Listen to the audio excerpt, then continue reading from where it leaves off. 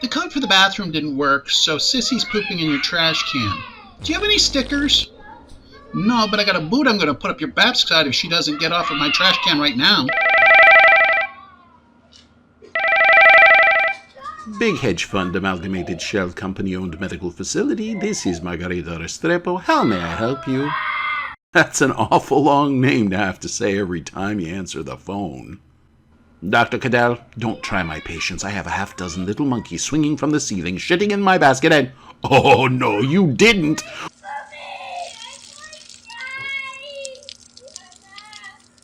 One of them is pissing on the waiting room chairs! Ha!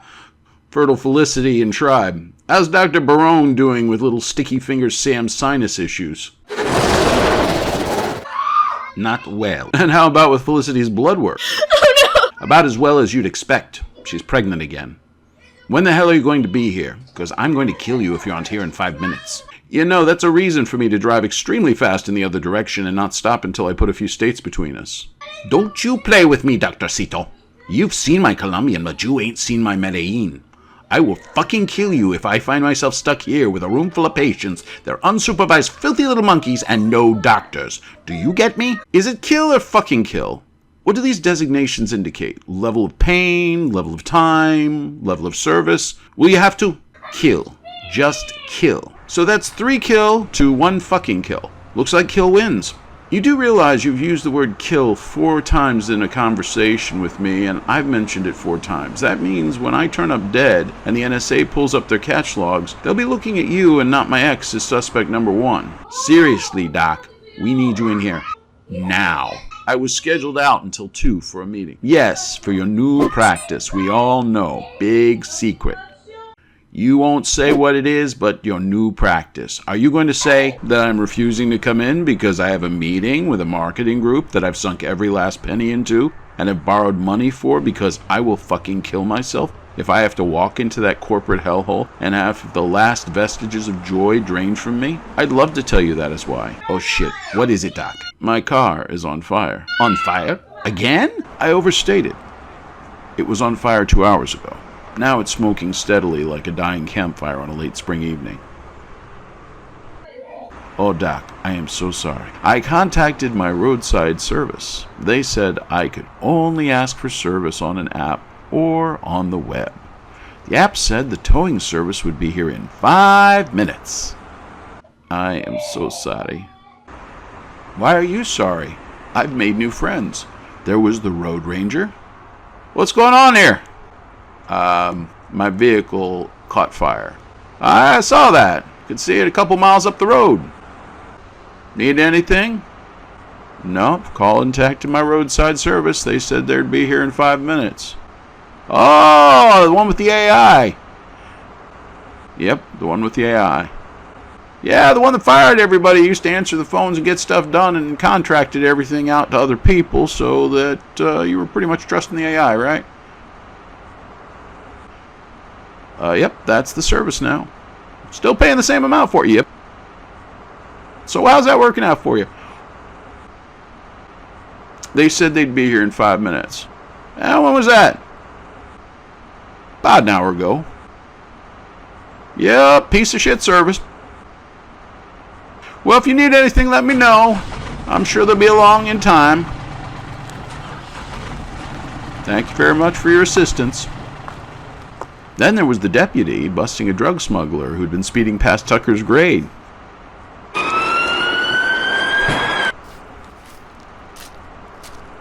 Well, how you doing there? Saw you over here while we were taking care of business over there. A lot of smoke coming out of your vehicle. Yes, there is. I was kind of wondering why you didn't get out of the car when it was on fire, though. That was a little confusing to me. I mean, that would seem to me kind of a first thing to do. Well, officer, if you don't know this already, all doctors are suicides. You don't say.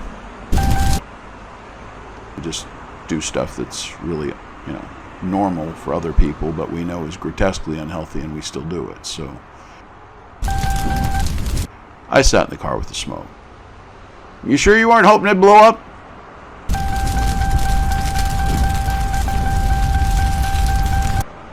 I can't honestly say I didn't consider the possibility.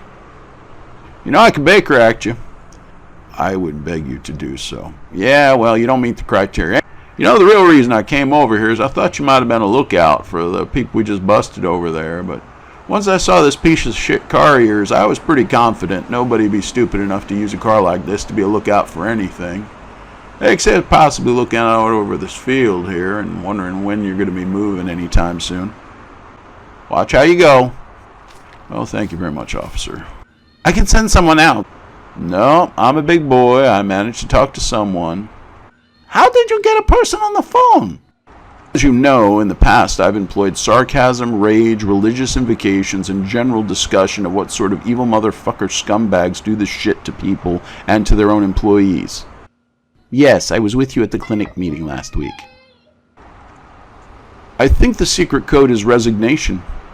I want to speak to a human being, any human being, anyone, anywhere on the planet Earth, or even within the solar system. I do not care what language they might speak. I do not care what personal pronoun they might require. Nay, demand. I acquiesce to everything as long as you can give me a human with whom I might share my last thoughts before I expire in my deceased car. The AI phone tree linked me to the Gribron. The Gribron? Thank you for calling the company you trusted for decades for your roadside safety that laid off all of its staff, closed 60% of its locations, and replaced it all with AI and independent contractors. I'm the independent contractor who provides customer service on a per-contact basis for this and 6 other facilities, including food delivery. I am the Grimbron. Are you in a safe location? What? I'm sorry, that's a lot to take in. I identify as the Grimbron. Are you in a safe location? Yeah, I suppose. Inhaling the smoking remains of my car's engine is about as safe as sticking my head out the window here by the roadside. So yeah, I'm safe.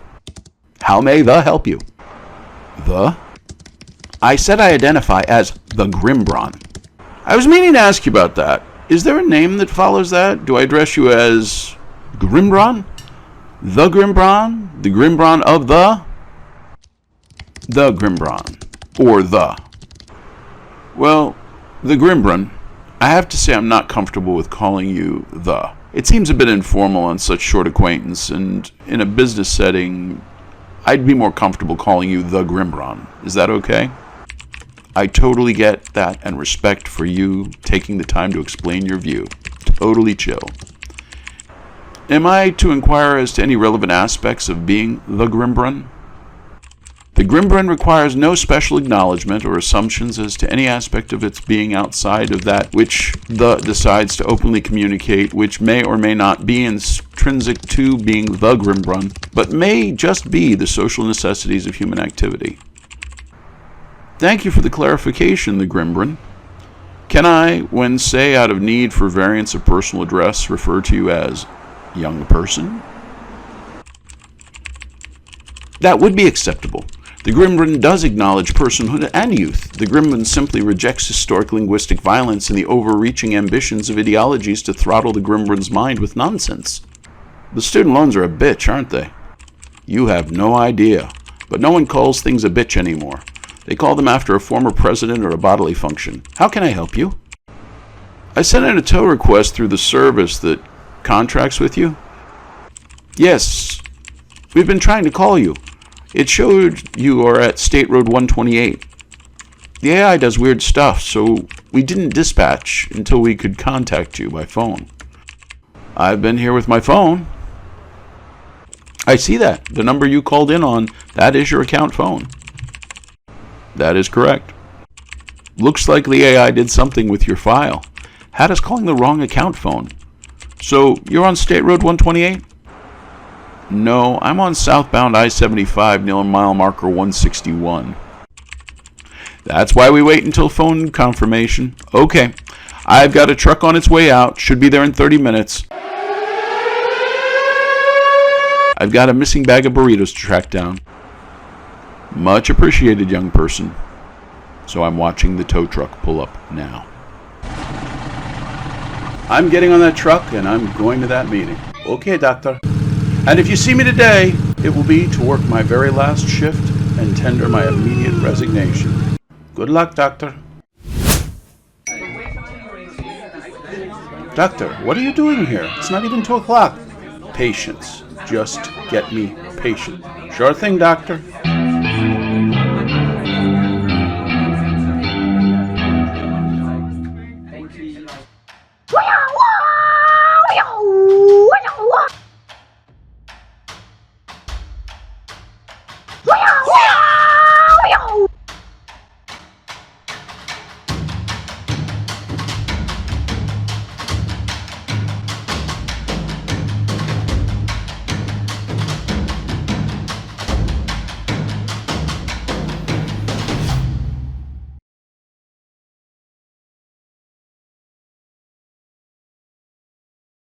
So, Doctor, what happened at the meeting? I don't want to talk about it. Come on, Doctor. Here. We've come up with a concept and a marketing campaign for your new practice. Oh, we are so excited. The AI. Did you say AI? Yes, well, you didn't really have enough money to engage our services. We had a contract. So what we did was we used the AI and we analyzed what the best type of practice would be for you that would meet all your criteria. Absolutely there, Nancy. Yes, Jill? Well, what we did is we keyed in all the information, put in some keywords, threw all your money in behind it, and this is what we came up with.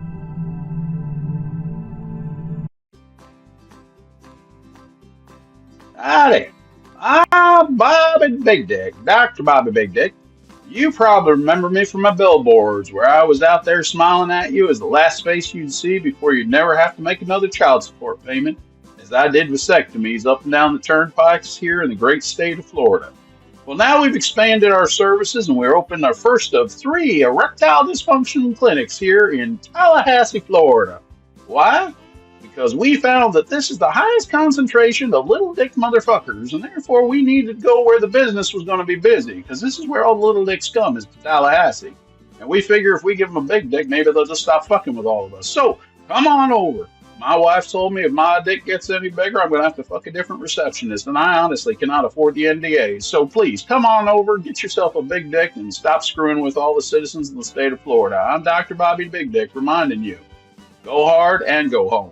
Now, this would be if you were in Florida, this would be the type of practice we would expect to open for you. I borrowed money for this. Now, if you were going to go international, we developed an entire concept for practices and advertisement. We're going to share those with you right now. Hello, I am Robert Johnson. You may remember me as Robert Petit Johnson, because when I was younger, I had a Petit Johnson. But I went to school and I became a doctor and shit. And with that, I have a huge Johnson. For I have used cutting-edge medical technology that is so amazing that my wife has told me if my Johnson gets any bigger, I will not be allowed to fuck her. No, I'll have to fuck your woman. You don't want that, no. You come to me, you come to Grand Johnson, dans the Champs-Élysées, erectile dysfunction clinic, where the giant penis is outside my building, and we will help you get a big Johnson too, because you will be able to go hard and go home. It's amazing. We could come up with another one for you. It will only cost you half as much as these 2 did.